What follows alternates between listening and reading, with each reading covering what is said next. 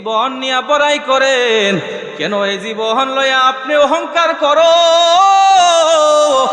অনেকে বলে আমার 10টা সন্তান আছে, এই 10টা সন্তান লইয়া অনেক বড়াই করে, বলে এলাকার ভিতরে আমার সাথে পাল্লা দেওয়ার জন্য কেউ নাই।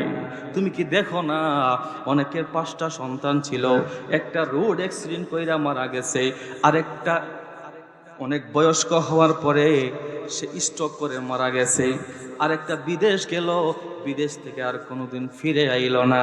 এরকম ঘটনা এলাকায় আছে না নাই? তাহলে আপনি কি নিয়ে তো অহংকার করেন যে আমার সন্তান, আমার জীবন, আমার ছেলে মেয়েদের সাথে পাল্লা দেওয়ার মতো এলাকার কেউ নাই? আমার যত সম্পত্তি আছে এই সম্পত্তি এই 10 এলাকার ভিতরে কারো নাই। নাউজুবিল্লাহ বলেন। কিন্তু ইমানদার বান্দা যে সে বলবে আমার জীবন, আমার মরণ, আমার ধন সম্পত্তি সবকিছু কার জন্য? যদি বলেন কার? এই জীবন আল্লাহর জন্য দিতে হবে, এই ধন সম্পদ আল্লাহর জন্য দিতে হবে। কিতাবের ভিতরে এসেছে বাবা, কালামুল্লাহ শরীফের ভিতরে রব্বুল আলামিন বলেন তাবারাকাল্লাযী বিয়াদিহিল মুলকু ওয়া হুয়া আলা কুল্লি শাইইন কাদির আল্লাযী খালাকাল মাউতা ওয়াল হায়াতা লিয়াবলুয়াকুম আইয়ুকুম আহসানু আমালা ওয়া হুয়াল আজিজুল গফুর। জবান খুলে আওয়াজ দিয়ে বলেন আল্লাহু আকবার। আমি আল্লাহ তোমাকে জীবন দিলাম, ধন সম্পদ দিলাম, হায়াত দিলাম, মওত দিলাম। বান্দা, তুমি ইচ্ছা করলেই মৃত্যুবরণ করতে পারবে না, ইচ্ছা করলেই তুমি বেঁচে থাকার তোমার শক্তি নাই। এই 2টা জিনিস আমি আল্লাহর কাছে রেখে দিয়েছি একমাত্র। তার কারণ হলো আমি আল্লাহ চাই দুনিয়ার জমিনে কে আমি আল্লাহকে বেশি বেশি মহাব্বত করে ইবাদত করে। এখন বলেন দুনিয়ার জমিনে আল্লাহ তাআলা আমাকে আপনাকে প্রেরণ করেছেন, এই আল্লাহর ইবাদত করার দরকার আছে না নাই? কিতাবের ভিতরে এসেছে একজন কাঠুরিয়ার কথা। ওই কাঠুরিয়া সকালবেলা ঘুম থেকে উঠে জঙ্গলের ভিতরে কাঠ কাটার জন্য যায়, আবার বিকাল বেলা হাঁটতে হাঁটতে কাঠগুলা বাজারে বিক্রি করতে যায়। বিক্রি করিয়া ওই কাঠুরিয়া বাজার থেকে 3টা রুটি কিনে, জুড়ে বলেন কয়টা রুটি? 3টা রুটি কিনে বাড়ির মধ্যে আসে। বাড়ির মধ্যে আসিয়া তার একটা কন্যা সন্তান, এই সন্তানকে একটা রুটি খাওয়ায়, তার স্ত্রীকে একটা রুটি খাওয়ায়, ওই কাঠুরিয়া নিজেও একটা রুটি খায়। এজন্য 3টা রুটি কিনে 3টা রুটি 3 জনে ভাগ করে করে খায়। এইভাবে তার সংসার চলতে লাগলো। একদিন সন্ধ্যাবেলা বাড়িতে আসার পরে এশারের আজান হয়ে গেল, আজান হয়ে গেছে। এমন সময় সে বলে আচ্ছা ঠিক আছে, আমি এশারের নামাজ আদায় করার জন্য মসজিদে চলে গেলাম। মসজিদের ভিতরে চলে গিয়েছে। মসজিদে যাওয়ার পরে এশারের নামাজ আদায় করলো। একটু খেয়াল করে বোঝেন, এই লোক সকালবেলা কাঠ কাটতে যায়, সারাদিন রুজি করে মাত্র 3টা রুটি কিনে বাড়িতে আনে। এরপরেও আমার মাওলাকে সেজদা দিতে বলে না, বলে না, বলে না, আমার আল্লাহর ইবাদত করতে বলে না। একবার জোরে আওয়াজ করে মন থেকে বলা যাবে না বাবা সুবহানাল্লাহ? কোটি টাকার মালিক, কতজন লক্ষ কোটি টাকার মালিক আছে, এরপরও দেখা যায় এশারের আজান হয়ে গেল মসজিদে যায় না, ফজরের আজান হয়ে গেল মসজিদে যায় না। কিন্তু আমার নবীজি বলেন এশারের নামাজ জামাতে আদায় করিয়া আবার যখন ঘুমাইতে যায়, ঘুম থেকে উঠে যখন ফজরের নামাজ জামাতে আদায় করে, ওই উম্মতের বান্দার আমল নামায় আমার আল্লাহ সারা রাত ইবাদতের সওয়াব লিপিবদ্ধ করে দেয়। এশারের নামাজ আদায় করে কাঠুরিয়া চলে আসছেন বাড়ির দিকে। আসার সময় দেখে একজন লোক তার দাড়িগুলা সাদা হয়ে গেল, মসজিদের বারান্দায় বসে বসে আমার আল্লাহর নামের জিকির করে, তাসবিহ পড়ে, দুরূদ পড়ে। আমার আল্লাহ বলে, বান্দা,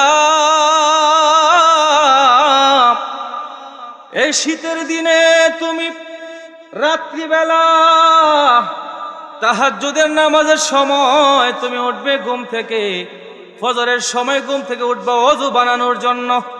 ও এলাকার ইমানদার মুসলমান যুবক, আমার আল্লাহ কি সুন্দর কোয়ালিফিকেশন করে দিয়েছেন, কি সুন্দর করে নিয়ম বাতিয়ে দিয়েছেন। আমার আল্লাহ বলেন, রাত্রিবেলা ঠান্ডা পানি দিয়ে ওযু করবে। আমার মুমিন বান্দাদের হাতের মধ্যে, মুখের মধ্যে ঠান্ডা লাগবে, যাতে করে ঠান্ডা থেকে বাঁচা যায়। আমি আল্লাহ কি করলাম, শীতের দিনে টিউবওয়েলের ভিতরে চাপ দেওয়ার কারণে আমি আল্লাহ টিউবওয়েলের নিচ থেকে বান্দা শীতের দিনে তোমার জন্য কুসুম গরম পানির ব্যবস্থা কইরা দিলাম। এখানে শুধু শেষ নয়, আমার আল্লাহ বলেন, বান্দা, গরমের দিন তুমি মাঠে কাজ করো, ঘাটে কাজ করো, পরিশ্রম করো, কত কষ্ট করো তুমি।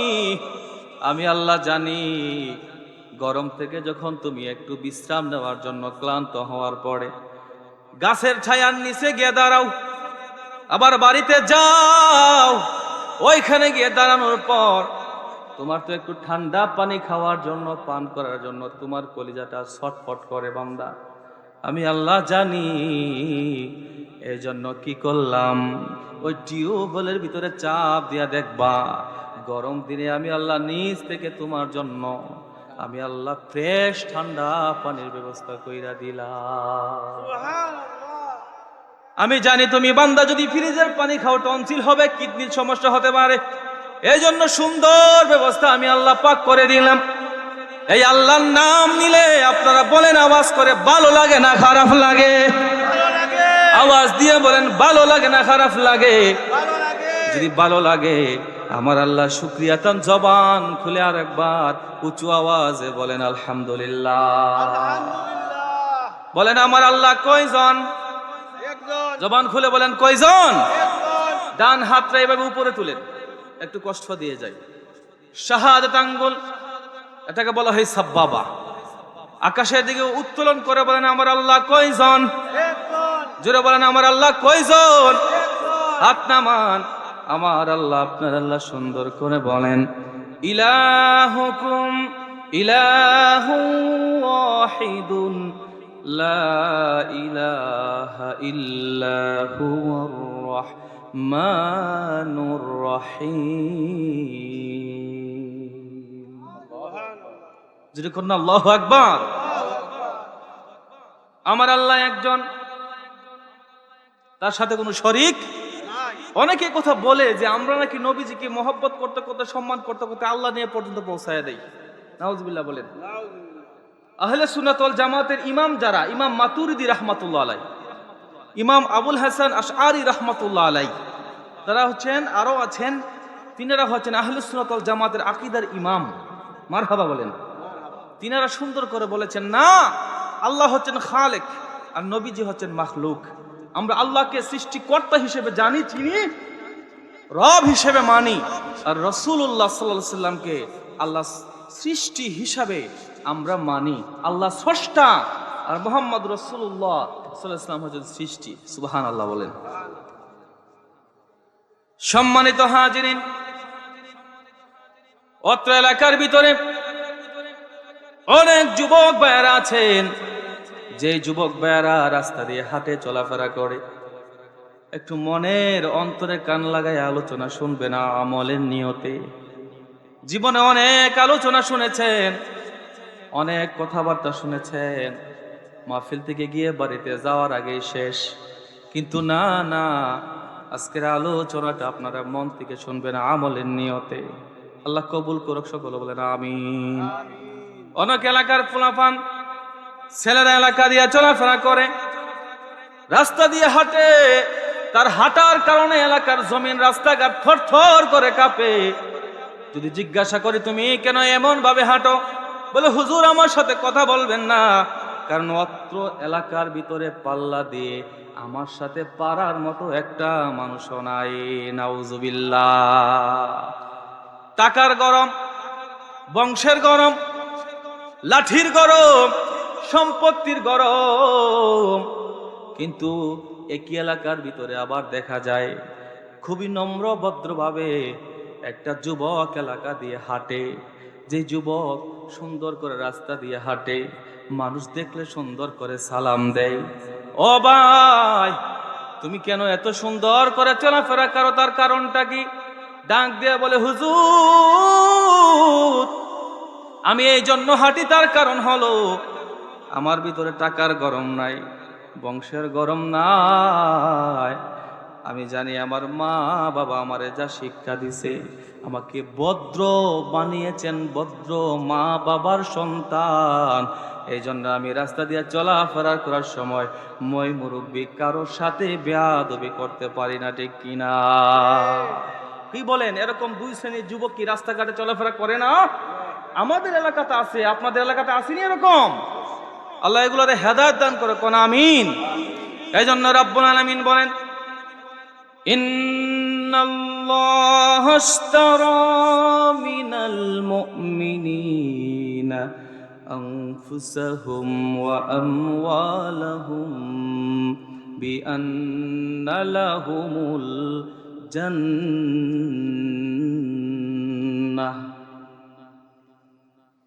আমার আল্লাহ বলেন ইন্নাল্লাহা আশতারা, ও গোলাম আমি আল্লাহ নিশ্চয় তোমার কাছ থেকে কিনে নিয়েছি, ক্রয় করেছি। ও আল্লাহ তুমি কি ক্রয় করলা, কি কিনলা গো মালিক?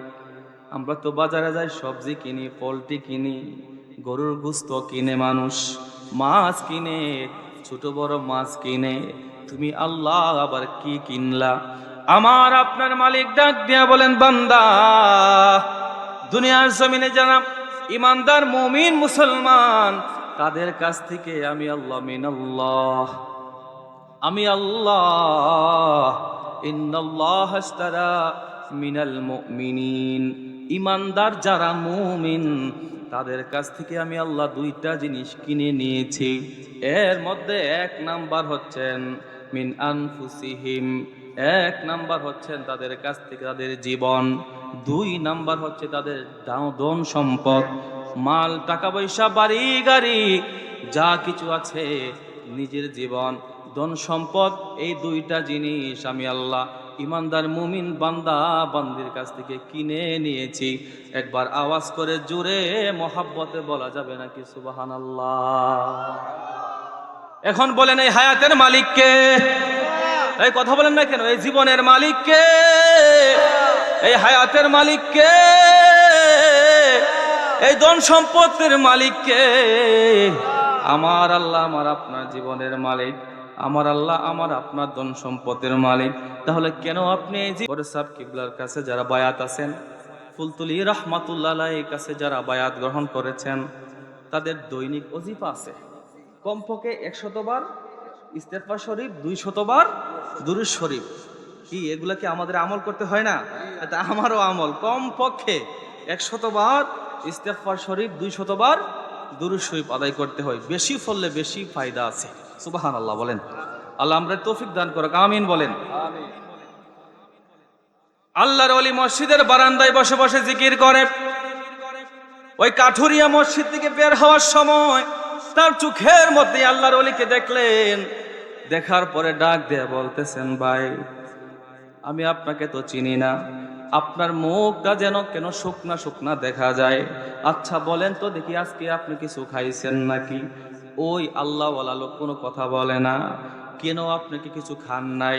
আপনার মুখ দিয়ে শুকাই গেছে, তার কারণ কি? ওই আল্লাহওয়ালা লোক কোনো কথা বলে না। এমন সময় এই কাঠুরিয়া বাড়িতে গেল, যাইয়া নিজে যেই রুটিটা খাইবে, এই রুটি তার হাতের মধ্যে লইলেন, নিয়া মনে মনে চিন্তা করে ওই যে আল্লাহওয়ালা লোক তারে তো আমি চিনি না, কিন্তু আমাদের মসজিদের বারান্দায় বসে আছে। আজকে আমার ভাগ্যের রুটি দিয়া ওই আল্লাহওয়ালা লোকের মেহমানদারি করব। এই কথা বলে যখন বের হতে লাগলেন ঘর থেকে, স্ত্রী ডাক দিয়া বলেন, স্বামী, আপনার ভাগ্যের রুটি লইয়া ওই মুসাফিরকে আপনি মেহমানদারি করবেন, এটা হতে পারে না। আপনি যান যান, আমার ভাগ্যের রুটি লইয়া ওই আল্লাহওয়ালা ব্যক্তির মেহমানদারি করেন। কথাবার্তা বলতেছে, ছোট্ট মেয়ে ঘুমাইয়া গেছে, কথা শুনে উঠে গেল, উঠে বলতেছেন, বাবা, আমার রুটিটাও নিয়ে ওই আল্লাহওয়ালা লোককে আপনি খাওয়াই দেন। 3টা রুটি লইয়া ওই মসজিদের বারান্দায় হাজির। ডাক দিয়ে বলতেছেন, বাবা, আপনাকে তো আমি চিনি না, আপনার মুখ শুকাই আছে, নেনে 3টা রুটি আপনি খান, মেহমানদারি করলাম। এই বলে তিনি চলে আসছেন কাঠুরিয়া। দ্বিতীয় দিন আবার এশার নামাজ আদায় করার জন্য মসজিদে গেল। মসজিদে যাইয়া দেখে ওই লোক আবার একই জায়গায় বসে বসে আল্লাহর জিকির করে। সবাই বের হয়ে গেল, কিন্তু ওই আল্লাহওয়ালা ওয়াসেনা লোকটা বের হয় নাই। বলে, আপনি আজকে কি কিছু খাইছেন? বলে, না, খাই নাই। আবার বাড়িতে গেল, বাড়িতে যাইয়া ডাক দিয়া বলেন, ওই লোকটা আজকেও কিছু খায় নাই, কিছু খায় নাই, এজন্য দেরি করো না, আমার ভাগ্যের রুটিটা ওই মেহমানকে দিয়ে আজকে মেহমানদারি করব। স্ত্রী ডাক দিয়া বলেন, স্বামী, আজকে শুধু আপনি রুটি দিবেন হবে না, হবে না, আমি স্ত্রীর ভাগ্যের রুটি লইয়া যান, ওই অচেনা লোকের মেহমানদারি করে আসেন। জুড়ে বলবেন আল্লাহু আকবার। আর আজকের দিনের স্ত্রী যদি হয়তো ডাক দিয়া বলতো, এই লোকের আমরা কোনোদিন চিনি না, দেখছি না, তারে খাওয়াবার কোনো দরকার নাই। কথা বলেন না কেন? আজকে যুবক যদি কোনো কন্যা, কোন মেয়ের, নারীর গায়ের চামড়া ফর্সা হয়, ওই নারীর জন্য পাগল। কথা বলেন না কেন? কিন্তু নবীজি আমার হাদিস বলেন, বুখারী শরীফের হাদিস, আন আবি হুরায়রা রাদিয়াল্লাহু তাআলা আনহু قال قال رسول الله সাল্লাল্লাহু আলাইহি ওয়াসাল্লাম। প্রখ্যাত সাহাবী হযরত আবু হুরায়রা রাদিয়াল্লাহু তাআলা আনহু হতে বর্ণিত, তিনি বলেন, পিয়ারা রাসূল মুহাম্মদ সাল্লাল্লাহু আলাইহি সাল্লাম ইরশাদ করেছেন, বুখারীর হাদিস বাজান আমার 5050 নম্বর হাদিসে বলেন, নবীজি আমার বলেন, তুনকাহুল মারআতু লি40, 4 গুণ দেখে তোমরা নারীদেরকে বিবাহ করো। সুবহানাল্লাহ বলবেন না? কয় গুণ দেখে? তুনকাহুল মারআতু লি40, এর মধ্যে নাম্বার 1 লিমালিহা, 2 নাম্বার ওয়ালি হাসাবিহা, 3 নাম্বার ওয়ালি জামালিহা, 4 নাম্বার ওয়ালি দীনিহা। যেই মেয়ের সম্পদ আছে ওই মেয়ের কাছে যাও, যেই মেয়ের বংশ বনিয়াদ ভালো ওই মেয়ের কাছে যাও। যাওয়া না এর মানে চলে গেলে হবে না, তো তাকে বিবাহের প্রস্তাব দিতে হবে। সুবহানাল্লাহ বলেন। 3 নম্বরে যেই মেয়ে সুন্দরী ওই মেয়ের কাছেও বিবাহের খবর লইয়া যাও। সুবহানাল্লাহ বলেন। 4 নম্বরে দিনদারিতা যেই মহিলার ভিতর আছে, মেয়ের মধ্যে আছে, ওই মেয়েকে যাইয়া, এই 4 গুণওয়ালা মেয়ের কাছে যাইয়া কি করো? বিবাহের জন্য তার ওলির কাছে, অভিভাবকের কাছে প্রস্তাব দাও। সুবহানাল্লাহ। এরপরে নবীজি বলেন, ফাসফার বিজাতিদ দ্বীন, তবে এই 4 গুণের মধ্যে যদি সুন্দর না হয় তাহলে কোনো সমস্যা নাই। যদি টাকা পয়সা না হয়, মাল না থাকে, তাহলে কোনো সমস্যা নাই। যদি বংশ বনিদান যদি এত উচ্চ বংশের না হয় তাহলে কোনো সমস্যা নাই। যদি দিনদারিতা হয়, বিজাতিদ দ্বীন, তাহলে দিনদারিতাকে তুমি প্রাধান্য দিবা। তাহলে তুমি এই মেয়েকে বিবাহ করলে তুমি তোমার ইহজীবন পরজীবন আমার আল্লাহ তোমাকে সুখময় করে দিবে। কোন সুবহানাল্লাহ। কিন্তু দেখা যায় না, আজকে যুবকেরা সুন্দর দেখলে পাগল হয়ে যায়। না বাবা, গুণ দেখে এরপরে আপনি বিবাহ করবেন। সুবহানাল্লাহ বলবেন না? ওই দিন এক জায়গায় গেলাম, এক লোক বলতেছে, হুজুর বুখারীর হাদিস ছাড়া মানি না কোনো হাদিস। আমি বললাম যে বুখারী হাদিস ছাড়া আপনি হাদিস মানেন না? বুখারী শরীফের সম্পূর্ণ নাম বলেন, বুখারী শরীফের নাম কি? বলেছে বুখারী শরীফ। আমি বললাম না, বুখারী শরীফের নাম আছে আল জামে, আল মুসনাদ, আস সহিহ, আল মুখতাসার মিন উমুরি রাসূলিল্লাহি সাল্লাল্লাহু আলাইহি সাল্লাম মিন সুনানিহি ওয়া আইয়ামিহি। সুবহানাল্লাহ, জোরে বলেন। এত বড় নাম সংক্ষিপ্ত করে বুখারী শরীফ, মুখতাসার। তবে এই বুখারী শরীফ যিনি লিখেছেন তিনি কে? বলে ইমাম বুখারী। তিনার সুন্দর একটা নাম আছেন, আবু আব্দুল্লাহ মুহাম্মদ ইবনে ইসমাইল ইবনে ইব্রাহিম ইবনে মুগীরা আল বারদিসবা আল জুফি আল ইয়ামিনি আল বুখারী। মারহাবা বলেন। ওই স্ত্রী ডাক দিয়া বলেন, স্বামী, শুধু আপনার রুটি নিয়ে গেলে হবে না, হবে না, আমার ভাগ্যের রুটিও আপনি নিয়ে যান। ওই কাঠুরিয়া কি করলেন? এই 2 রুটি লইয়া ওই অচেনা লোকের কাছে গিয়ে হাজির হলেন।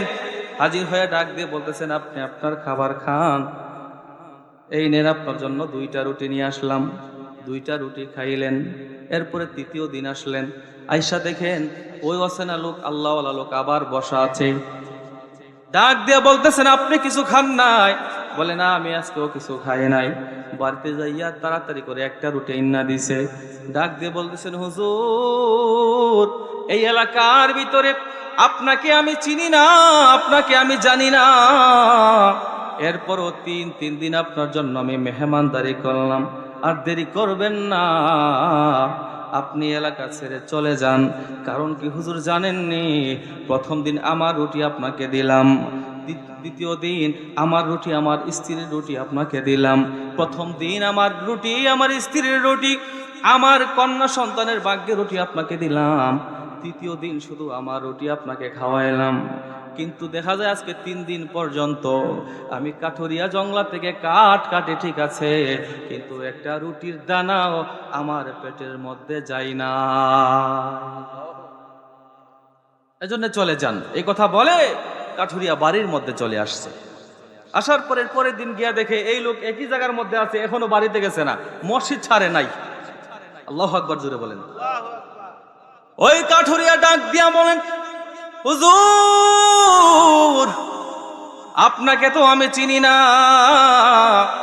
এরপরও আপনাকে মেহমানদারি করলাম, বললাম আপনি চলে যাওয়ার জন্য, কিন্তু গেলেন না কেন গো? আজকে আমি আপনাকে কি দিয়া মেহমানদারি করব? ওই আল্লাহওয়ালা লোক ডাক দিয়া বলেন, ও বাবা, তুমি যে আমাকে মেহমানদারি করেছো, তোমার মেহমানদারির গুণে, মেহমানদারির কারণে এই এলাকা ছেড়ে আমি যেতে চাই না। সুবহানাল্লাহ বলবেন না? বলে, তার কারণটা কি? বলে, তুমি যখন আমাকে প্রথম দিন 3টা রুটি আমাকে দিছো, এই 3টা রুটি যখন আমি খাইলাম, এই 3টা রুটি যখন আমি খাইলাম, 3টা রুটি খাওয়ার পরে আমার ভিতরে মারিফত হাসিল হয়ে গেছে। জুড়ে কি সুবহানাল্লাহ বলবেন না? প্রথম দিন 3টা রুটি খাইলাম, খাওয়ার পরে রাত্রেবেলা যখন আমি ঘুমাইলাম, ঘুমের ঘরে আমার দয়াল নবী রাহমাতুল লিল আলামিনকে আমি 3 বার স্বপ্নে দিদার পেয়েছি। তার কারণটা হলো, তোমার এই রুটি এত হালাল, এত এই খাবার, এত খুশবু, এত মারেফতওয়ালা খাবার রে ভাই। এই খাবার আমি খেয়ে পাগল পারা হয়ে গেলাম। যে খাবার এত হালাল, তোমার খাবার প্রথম দিন খাইয়া 3টা রুটি 3 বার নবী মুস্তাফার দিদার আমি পেলাম। 2য় দিন 2টা রুটি খাইলাম, খাইয়া আমি 2 দিন আমার এই রাত্রে 2 বার আমার নবীজির দিদার পেলাম।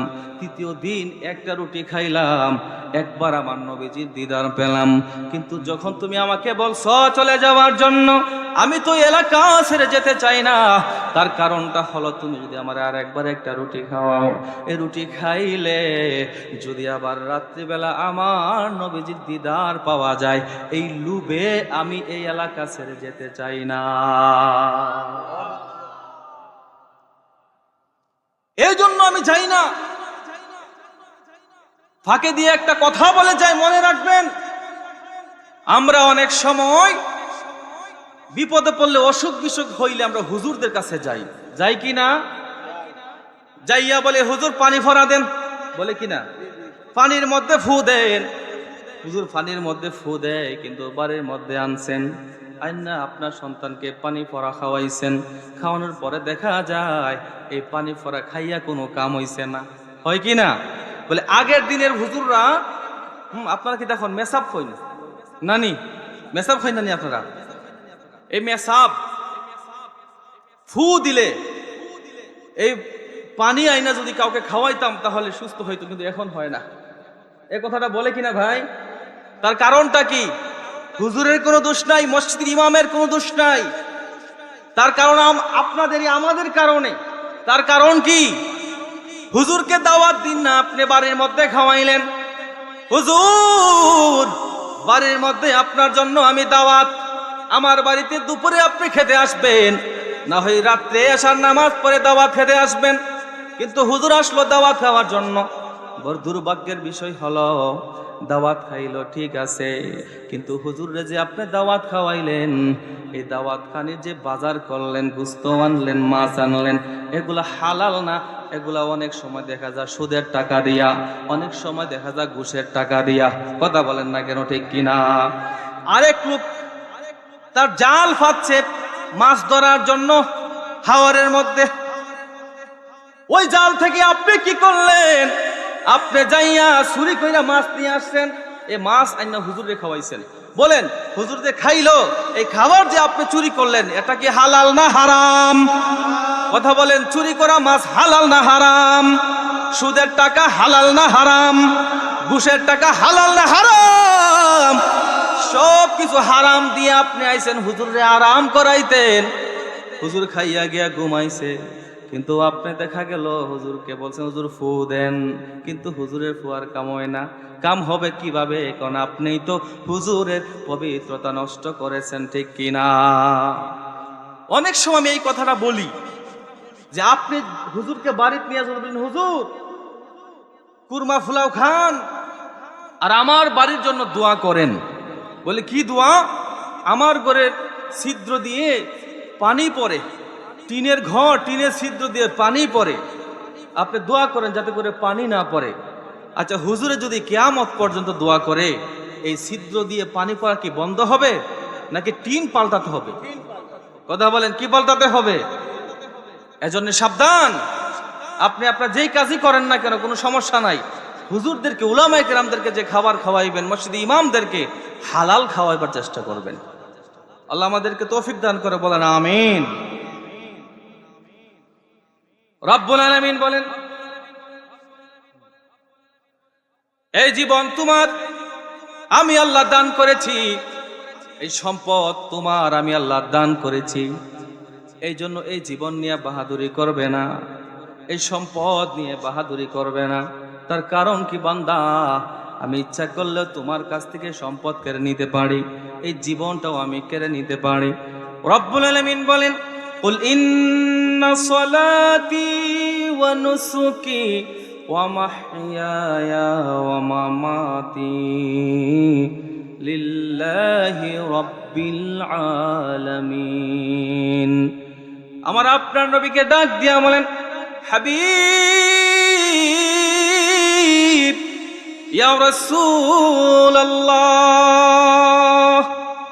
আপনি বলে দেন, ইন্না সলাতি, আমার নামাজ, নিশ্চয় আমার নামাজ, আমার কুরবানি, আমার হায়াত, আমার মওত, সব কিছু আমার আল্লাহর জন্য আমি নিবেদন করে দিলাম। একবার আওয়াজ করে জবান খুলে বলেন সুবহানাল্লাহ। এই সব কিছু আপনি আল্লাহর রাস্তায় দিবেন আর হালাল রুজি করবেন, কারণ এই জীবন আপনি যেই কাজেই লাগান না কেন, এই জীবনের হিসাব আল্লাহর কাছে দিতে হবে কিনা, বলেন হবে কিনা? হাসরের মাঠে একজন মানুষও মুক্তি পাবে না 5টা প্রশ্নের জবাব না দিয়ে। এর মধ্যে 2টা হচ্ছে আপনি আপনার অর্জিত সম্পত্তি কিভাবে আপনি উপার্জন করেছেন এবং এই সম্পদ আপনি কিভাবে ব্যয় করেছেন। এজন্য সাবধানতার সহিত আপনি হালাল পথে ইনকাম করবেন, হালাল পথে ব্যয় করবেন। এই সম্পদ আপনি আল্লাহর রাস্তায় ব্যয় করবেন, এই জীবন আপনি আল্লাহর রাস্তায় ব্যয় করবেন। হতে পারে এটা জিহাদ ফি সাবিলিল্লাহ, হতে পারে এটা সারা জীবনে ইবাদতের মাধ্যমে, হতে পারে আমার আপনার নবীজির প্রেমের মাধ্যমে, হতে পারে নবীজির প্রেম বাস্তবায়ন করার জন্য, আল্লাহর দ্বীন বাস্তবায়ন করার জন্য সম্পদ ব্যয় করা। রব্বুল আলামিন বলেন, মান ইউতিউর রাসূল ফাকাদ আতাআল্লাহ। যে ব্যক্তি আমার রসুলের আনুগত্য করলো, রসুলের প্রেমে সময় দিল, রসুলের জন্য তার জীবন ব্যয় করলো, রাসূলুল্লাহর জন্য তার সম্পদ ব্যয় করলো, সেজন্য আমি আল্লাহর রাস্তায় সবকিছু করলো। আর জোরে বলেন সুবহানাল্লাহ। মুসনাদে আহমদ, ইমাম আহমদ ইবনে হাম্বল রাহমাতুল্লাহ আলাইহি, তিনি এক মাযহাবের ইমাম। তিনি 10,50,000 হাদিসের হাফেজ ছিলেন। সুবহানাল্লাহ বলেন। এত কম হাদিস মনে করছেন? অত্র এলাকাতে মনে বোঝা যাচ্ছে যে 10,50,000 হাদিসের হাফেজ মনে হয় আছে। তিনি ছিলেন, জুড়ে বলেন না সুবহানাল্লাহ। তিনি 40,000 হাদিস দিয়ে একটা কিতাব লিখছেন, কিতাবের নাম মুসনাদে আহমদ। এই কিতাবের ভিতরে চমৎকার করে একটা ঘটনা উল্লেখ করেছেন। রাসূলুল্লাহ সাল্লাল্লাহু আলাইহি সাল্লাম, আমার আপনার নবীজি, যিনি রাহমাতুল লিল আলামিন, তিনার কাছে মদিনাতে একজন আনসার সাহাবী গেলেন। যাওয়ার পরে ডাক দিয়ে বলতেছেন, ইয়া রাসূলুল্লাহ, ইয়া হাবিবাল্লাহ, আমার বাড়ির পাশে একজন মুসলমানের বাড়ি, এই বাড়ি থেকে একটা খেজুরের গাছ উপর দিয়ে উঠে বাঁকা হয়ে আমার উঠানের ছাদে আইসা পড়ছে, উঠানের মধ্যে পড়ছে। এই খেজুর গাছ থেকে খেজুর পড়ে, আমার ছেলেমেয়েরা খেজুর খায়, কিন্তু ওই মুসলমান সে আমার ছেলে মেয়েদের হাত থেকে খেজুরগুলা কেড়ে কেড়ে সে নিয়ে যায়। নাউজুবিল্লাহ বলেন না। এরকম কি অনেক মানুষ না এলাকার ভিতরে? তার গাছের নিচ থেকে পাশের ঘরের সন্তান ফল কুড়িয়ে পেয়েছে, কিন্তু এটা তার হাত থেকে ছিনিয়ে নিয়ে যায়। এরকম মহিলা আছে না? এগুলা ঠিক না। আপনার গাছের ফল দিয়েছেন আল্লাহ, এই ফল যদি কোনো সন্তান মানুষ খায়, এটা সদকা, আপনি দিবেন, হাত থেকে কেড়ে নিবেন না, গালাগালি করবেন না। ডাক দিয়ে বলতেছেন, ইয়া রাসূলুল্লাহ ওয়া ইয়া হাবিবাল্লাহ, ওগো নবীজি আমার, তার খেজুরের গাছ আমার বাড়ির মধ্যে এসে পড়েছে। এই খেজুর গাছ, খেজুর যখন আমার উঠানের মধ্যে পড়ে, আমার ছেলেমেয়েরা যখন খেজুর কুড়িয়ে খাওয়ার জন্য হাতে নেই, ওই মুসলমানের নাম হচ্ছে আবু লুবাবা। সে কি করে? আমার সন্তানের হাত থেকে খেজুরগুলা কুড়িয়ে নিয়ে বাড়িতে নিয়ে যায়। ইয়া রাসূলুল্লাহ, আপনি এই আবু লুবাবাকে বলেন সে যেন এই খেজুরগুলো আমার সন্তানের হাত থেকে না নেয়। তার কারণ হচ্ছে আমার সন্তানেরা খেজুর খাইলে পছন্দ করে, ভালোবাসে, খুশি হয়। যখন খেজুরগুলা হাত থেকে ছিনে নিয়ে যায়, আমার সন্তানেরা হাউমাউ করে কাঁদে। আপনি নবীজি তো রাহমাতুল লিল আলামিন, আপনি যদি আবু লুবাবাকে বলেন খেজুরগুলা না নেওয়ার জন্য, তাহলে তো আবু লুবাবা খেজুরগুলা নিবে না। আমার আপনার নবীজি কি করলেন? সেই আবু লুবাবাকে ডাক দিলেন, ও আবু লুবাবা, তোমাকে নবীজি ডেকেছেন, তাড়াতাড়ি করে নবীজির সামনে এসে হাজির হয়ে যাও। আবু লুবাবা কি করলেন? আমার আপনার নবীর সামনে এসে হাজির হয়ে গেলেন। হাজির হয়ে ডাক দিয়া বলতেছেন, ইয়া রাসূলুল্লাহ, আপনি কি আমাকে তালাশ করেছেন? আমাকে কি আপনি খুঁজেছেন? বলে, হ্যাঁ খুঁজেছি। বলে, কেন গো নবীজি? বলেন। হে আবু লুবাবা, তোমার খেজুর গাছ এই আনসার সাহাবীর বাড়ি উঠানে গিয়ে পড়েছে। এই খেজুর গাছ থেকে তার সন্তানেরা যখন খেজুর খায়, তুমি নাকি এই খেজুর গুলা নিয়ে নাও। সাবধান নিবা না, নিলে তার ছেলে মেয়েগুলা কষ্ট পায়।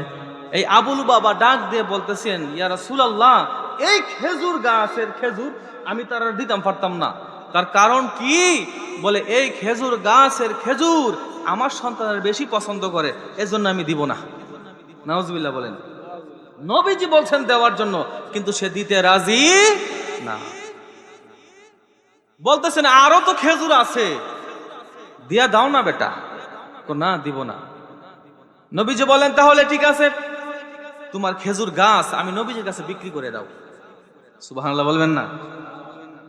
নবীজি যদি আপনাকে বলতো, ও বাবুর বাজারের মুসলমান, তোমার কাছে আমি নবীজি একটা খেজুর গাছ চাই, আপনি কি বলতেন? ইয়া রাসূলুল্লাহ, শুধু খেজুর গাছ না গো নবীজি, আপনি রাসূলের জন্য প্রয়োজনে আমরা আমার জীবন দিতে প্রস্তুত আছি, ঠিক কিনা?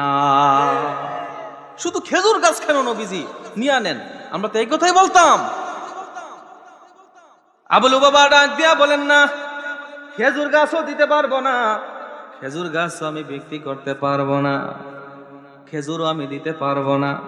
এই কথা বলিয়া আবু লুবাবা চলে যাচ্ছেন। অর্থাৎ আবু লুবাবা লেবাসদারি মুনাফিক, ঠিক কিনা?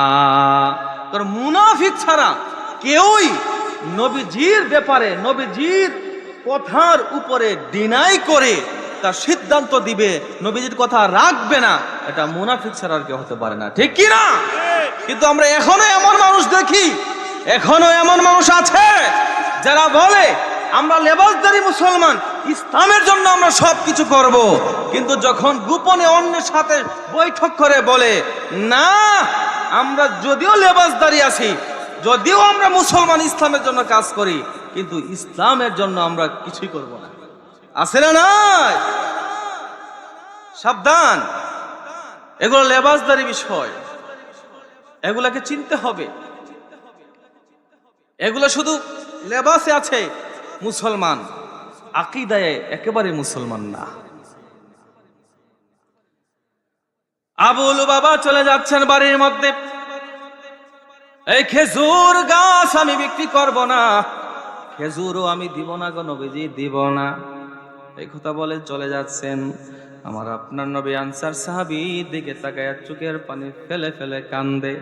ডাক দিয়া বলেন, সাহাবী রে, তোমার জন্য আমি নবীজি এই খেজুর গাছ দিতে পারলাম না, এই খেজুর তোমার সন্তানের জন্য দিতে পারলাম না। আহারে নবীজি চোখের পানি পড়তেছে। আবু লুবাবা মুনাফিক চলে গেছে। উপস্থিত যত সাহাবেরা ছিল, মুসলমান সাহাবীরা, তারা তো নবীজির কাঁদন দেখে চোখে আর পানি রাখতে পারলেন না। ডাক দিয়া বলতেছেন, ইয়া রাসূলুল্লাহ, আপনি রাসূলের কথা মানে না, এই আবু লুবাবা মুনাফিক ছাড়া আর কিছু না। সকলে জবান খুলে আওয়াজ করে বলেন, ঠিক কিনা? নবীজির চোখের পানি দেখে একজন সাহাবী দাঁড়িয়ে গেলেন লাফ মেরে। তার নাম হচ্ছেন সাবেত। সাবেত নামে অনেকে না চিনতে পারে, ওনার একটা পরিচিত নাম আছে, নাম হচ্ছেন আবু দাহদাহ। মারহাবা বলেন। আবু দাহদাহ সাহাবী দাঁড়িয়ে গেলেন, দাঁড়িয়ে বলতেছেন, ইয়া রাসূলুল্লাহ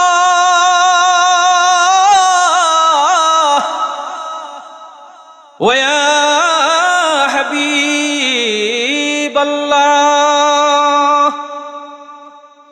ওগো নবীজি, আপনি যে আবু লুবাবাকে বললেন এই খেজুর গাছ আপনাকে দেওয়ার জন্য, বিনিময়ে আবু লুবাবাকে আপনি জান্নাতে খেজুরের বাগান দিবেন, এই আবু লুবাবা তো রাজি হলো না গো নবীজি। ইয়া রাসূলুল্লাহ, আপনি বলেন, আমি আবু দাহদা যদি খেজুর গাছ কিনে দেই, আমার আল্লাহ কি আমি আবু দাহদার জন্য জান্নাতে খেজুরের বাগান দিবে কিনা? কারণ গো নবীজি, আপনার চোখের পানি আমি সহ্য করতে পারি না।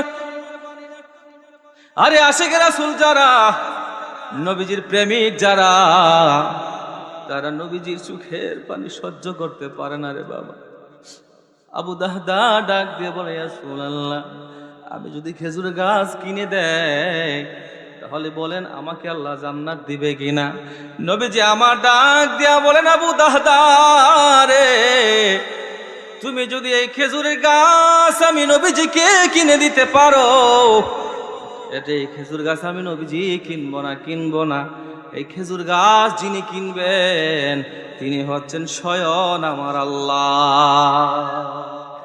আমার আল্লাহ কিনবেন। তুমি যদি পারো দাও। সুবহানাল্লাহ বলবেন না? নবীজি বললেন, এখান থেকে ভালো করে বুঝেন, বুখারীতে হাদিস এসেছে দ্বিতীয় খণ্ডে 3192 নম্বর হাদিস, তাবি হযরত তারিক ইবনে শিহাব রাদিয়াল্লাহু তাআলা আনহু থেকে হাদিস বর্ণনা।